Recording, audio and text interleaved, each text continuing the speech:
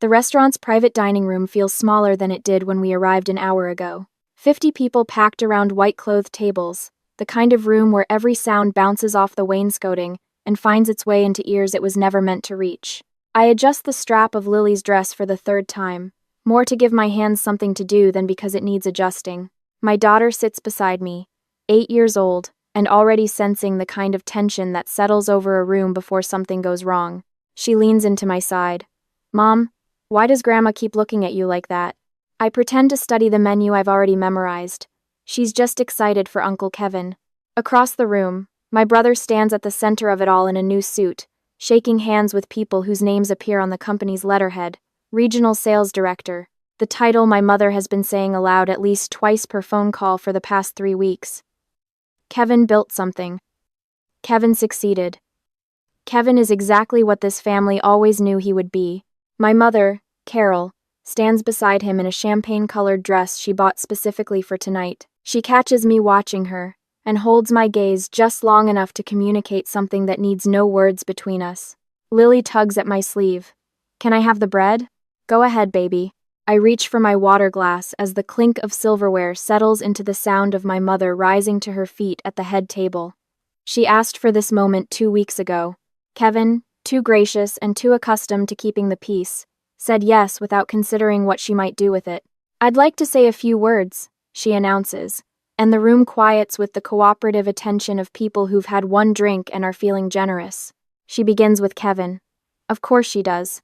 She talks about his childhood determination, the science fair trophy from 7th grade, the full scholarship, the internship that turned into an offer, the careful climb that brought him to tonight. People nod.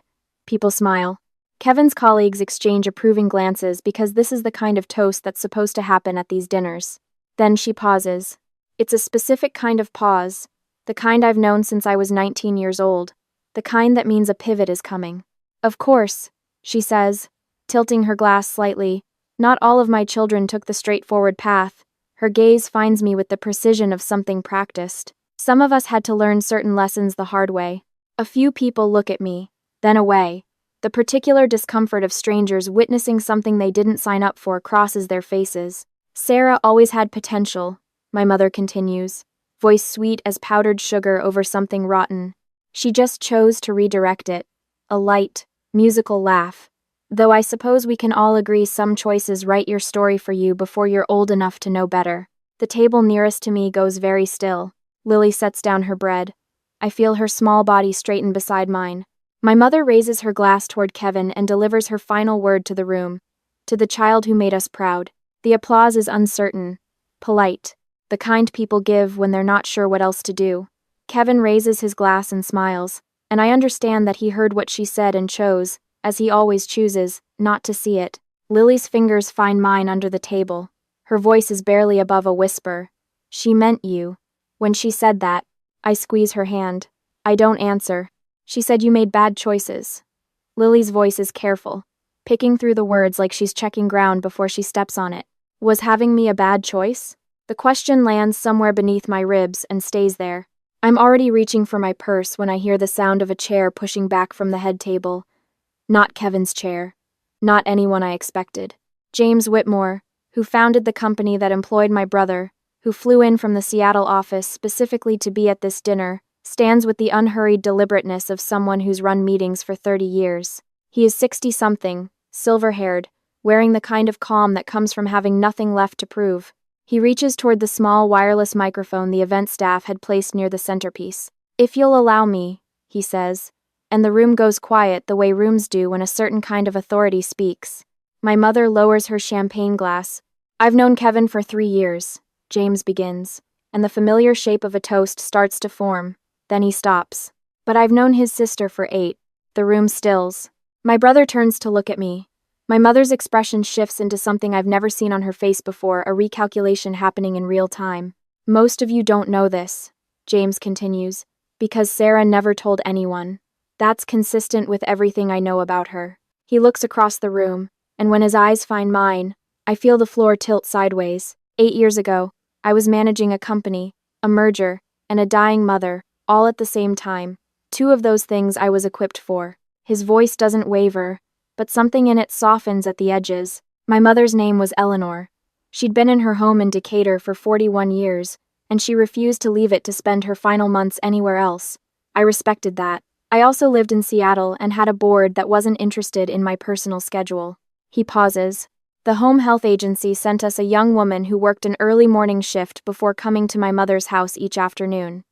She was 23 years old. She had a baby, couldn't have been more than 3 or 4 months old, and she would bring that baby with her because she couldn't afford childcare, and my mother, apparently, preferred it that way. Lily has stopped breathing beside me. I have too.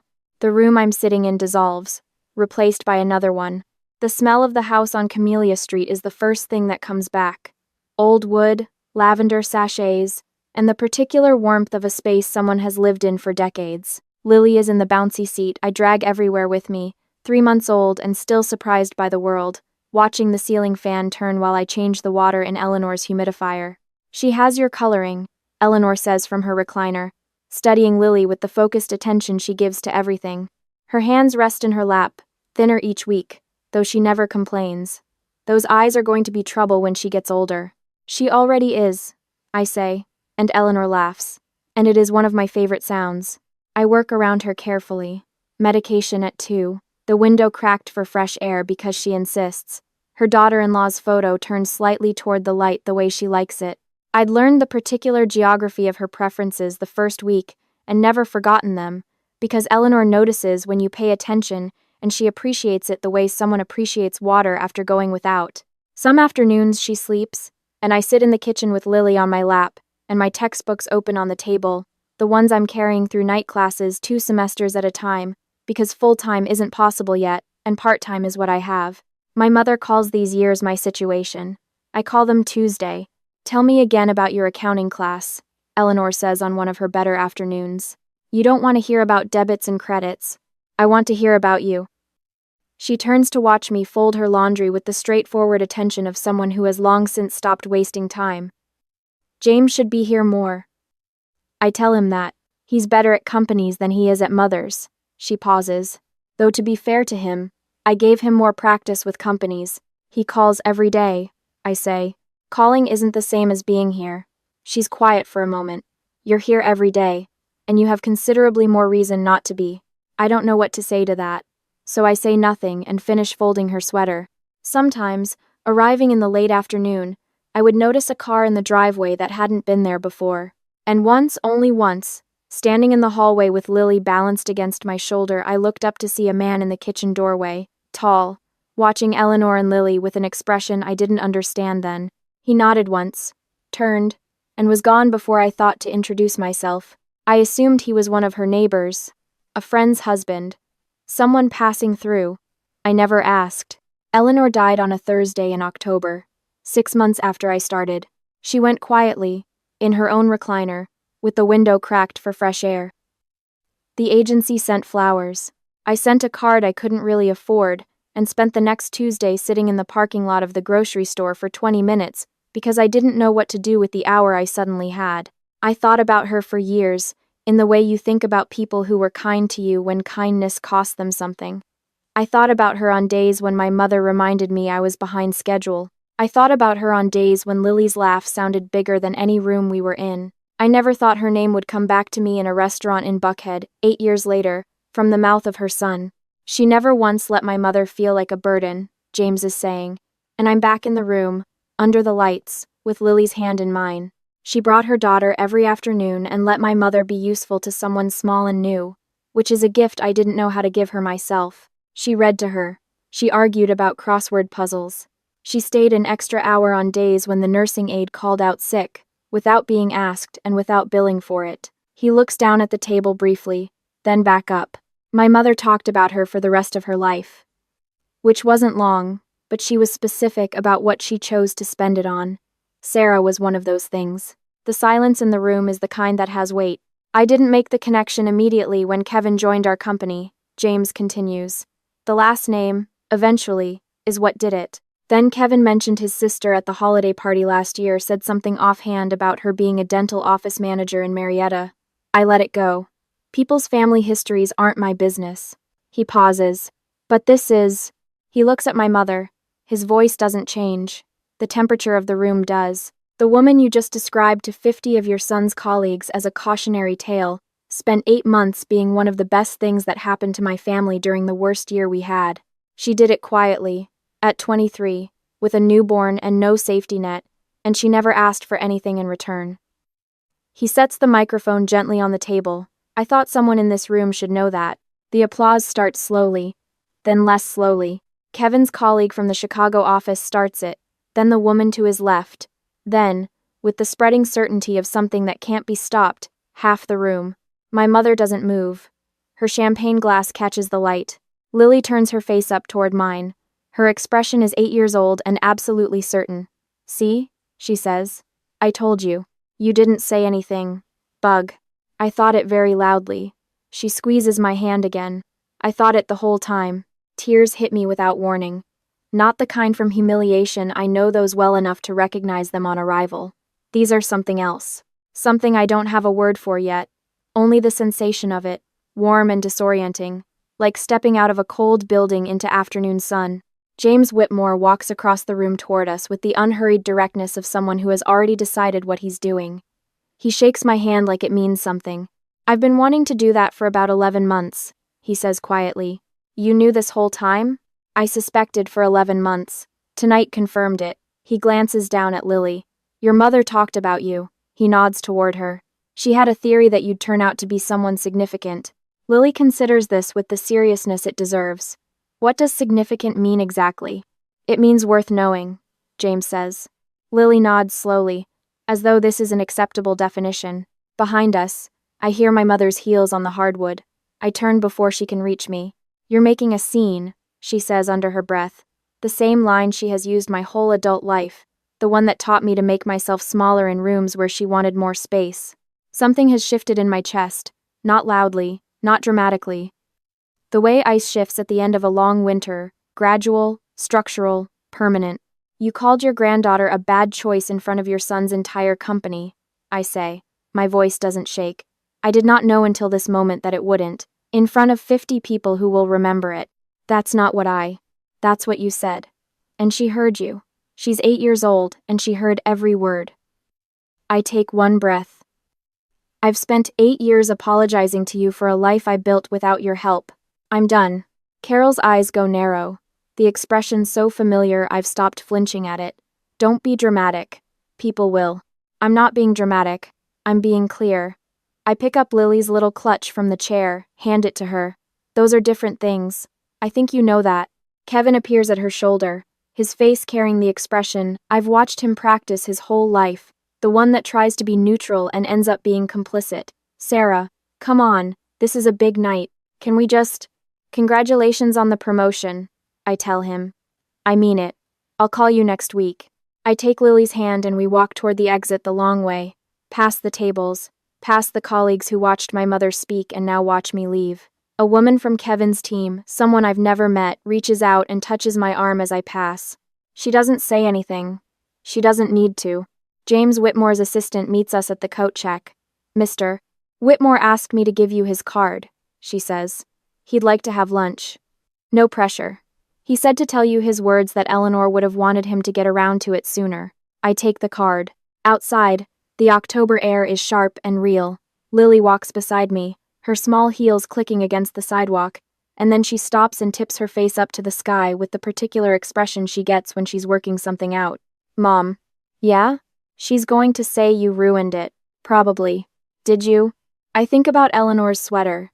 The crossword arguments. The way she called me by my name like it was the correct answer to something. I think about the hour I spent in that parking lot in October 8 years ago, not knowing yet that small kindnesses leave a longer record than anyone tells you they will. No, I say. I don't think so. Lily takes my hand. Me neither. 2 months later, the corner office at Donovan Dental Associates has my name on the door. Not in block letters like I used to imagine, but in that clean sans serif font the building uses, which somehow makes it more real. I drink my coffee standing at the window most mornings, watching the parking lot fill. Lily is at school by 7:30. Mrs. Patterson from next door, who has watched her since she was 2 years old, takes her there on Tuesdays and Thursdays when my early appointments run long. The envelope from my mother's attorney arrived 5 weeks ago. Emotional distress, the letter said. which I read twice to make sure I understood it correctly before I filed it in the folder I keep for things I'm not ready to deal with. My brother called once. We talked for 40 minutes, really talked, which is the longest undefended conversation we've had since our father died. It ended without resolution and without damage, which felt like its own kind of progress. James Whitmore's lunch was at a place downtown with windows that let in too much light. He brought his wife Margaret, which I hadn't expected, and which turned out to be the best part. She'd known Eleanor too, had her own collection of specific memories she'd been waiting to hand to someone who'd understand them. She kept a photograph of Lily on her bookshelf, Margaret told me, right next to the James's college graduation. She said the baby was better company. James laughed. She said the baby smiled more. She wasn't wrong, his wife said. Then, after a moment, Eleanor asked James to find you, before she died. She wanted to make sure you were okay. She studied me the way thoughtful people do when they're taking an accurate reading. He took too long. I took a lot too long, James agreed. By the time the food arrived, he had asked carefully, with multiple clarifying statements about no obligation and no pressure whether I had ever considered what it would take to open my own practice. I had. The notebook where I'd been tracking it lived in my nightstand. 12 pages of projections I'd updated and abandoned and returned to over 4 years, the way you return to something you're not yet brave enough to name out loud. I've been tracking it for 4 years, I told him. He looked at his wife. His wife looked at her salad with the expression of someone who had predicted this. That's what we thought, he said. The business plan takes 3 months to finish properly. James reviews it once, not to rewrite it, but to ask the questions I hadn't thought to answer yet.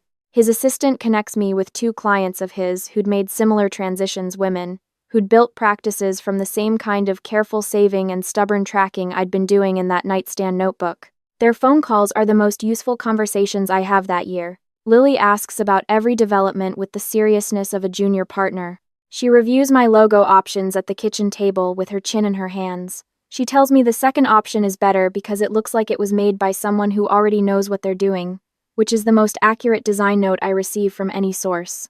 What are we going to call it? She asks. I was thinking Parker Dental Solutions. Parker's my last name. She considers this. Or, you could just put your whole name, so people know it's a real person. I look at her. Where did you get that advice? Mrs. Patterson says, when you sign something with your whole name, it means you're not afraid of it. Mrs. Patterson, who is 71 and has been dispensing practical wisdom through my screen door for the better part of a decade, gets a fruit basket for Christmas that year. It does not feel like enough. My mother calls in February. I let it go to voicemail. Then again 3 days later. On the 4th call, I answer, partly because Lily is at school, and I am alone in my car, and the particular exhaustion of avoiding something has become heavier than the thing itself. I'd like to come see you, she says. The careful version of me, the version that spent 20 years smoothing her way through rooms she occupied, starts to form a response. Then something more recent takes over. Why? I ask. A pause. Because I want to. That's not a reason, Mom. The silence on the line is the kind I've never heard from her before. Not the calculating silence or the wounded performance of it. Something thinner, something that might be actual discomfort. Kevin said you're opening a practice, she says finally. I am. He said you had investors. A business partner. That's different. Another pause. I didn't know about the Whitmore woman. The mother. Her voice has changed by a degree I can barely measure. He never told me. You didn't know because I never told anyone. I watch a truck pull into the parking lot in front of me. I didn't think it needed to be a story. I would have known you differently, she says quietly. If I had known. The sentence lands somewhere complicated. I sit with it for a moment. That's not how it should work, I tell her. You should have known me. Not a story about me that made me easier to respect. I pause. Lily didn't need a reason. She just knew me. My mother doesn't respond to that. I'm not ready to see you, I say. I need you to hear that clearly, not as something to negotiate around. When I am ready, I'll call you. I take one breath. But I need to know that when we talk about what happened, all of it, not just the dinner, we talk about it directly. No pastor, no family pressure. No, let's just move forward. Directly. All right, she says. The words come out differently than they usually do. Not clipped or gracious or strategically warm. Just words. Okay, I say. We hang up without either of us filling the silence with something that would undo it. The practice opens in April. Parker Dental Solutions, Suite 204, with my full name on the door because Lily was right and Mrs. Patterson was right, and I have finally gotten to the place where I'm not afraid of it. James and Margaret come to the opening. Kevin comes, and we stand together in the waiting room for 20 minutes not talking about anything significant, which is exactly what we need. My 2 new hygienists have already started scheduling, and the appointment book for the first week is full by the end of the opening day. Lily wears the dress she chose herself, navy blue with white buttons, and circulates through the room with a confidence I watch and file away for the days when I don't have it myself. A woman from James's firm stops beside her near the refreshment table. "Are you the daughter?" Lily straightens. "I'm a partner," she says. "Junior." James finds me across the room and raises his glass. I raise mine. Later, after the last guest has gone and Lily has fallen asleep in the car on the way home, I think about Eleanor Whitmore and her crossword arguments and the way she used my name like it was specific and significant. I think about the parking lot in October 8 years ago, the hour I sat with my grief over losing her, and didn't know yet how long the grief would last, or what it would eventually return to me. I think about Lily, 3 months old in a bouncy seat, watching a ceiling fan turn in a stranger's house, while her mother learned that some people will see you clearly on the first day, without your history or your credentials, or the story of how you got there, and those people are worth every year of carrying their memory forward. My mother once told me that the hardest thing about me was that I never seemed to understand how the world worked. What she meant was that I didn't understand it the way she did, which is different. I understand it now as a place where what you do when no one is watching is still being recorded by the people who are watching without your knowledge, and where the ledger of small kindnesses does not expire, and where your daughter at 8 years old can cut through a room full of adults and find the exact truth you needed her to find. I understand it as a place where sometimes the person you helped through the worst year of their life sends their son to a company your brother works for, and their son hires your brother without knowing, and that chain of small things leads, eventually, to a man standing up in a room and saying something true about you in front of 50 people who needed to hear it. I don't know what to call that. Providence feels too large and luck feels too small. I call it Eleanor, mostly, which isn't accurate, but feels right. 6 months after the opening, a card arrives with a Seattle postmark. Margaret Whitmore's handwriting, which I'd seen once on a birthday card she showed me over lunch. "Eleanor was right about you," it says. She usually was. I put it in the frame beside Lily's drawing, the one she made in 2nd grade. Stick figures holding hands under a rainbow, captioned in her handwriting, "The family you pick."